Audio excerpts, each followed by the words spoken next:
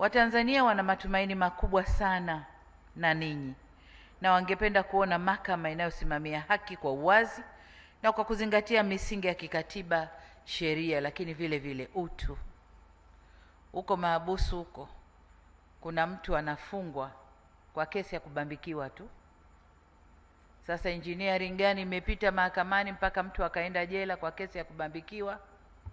Akitoka na sasa, mimi sikuwa na kesi, nilibambikiwa tu, lakini nimetoka. Sasa wewe uliyepeleka ukamnyima mtu uhuru wake, kenda ukamfanya afungiwe kule, jipime una jukumu gani katika hilo. Lakini vile vile natiwa moyo na studies zinazofanywa kila baada ya muda kwamba imani ya Watanzania kwa mahakama zao imeongezeka sana. Kwa hiyo hili nalo linatutia moyo kwamba mahakama zetu zinafanya kazi inayoridhisha.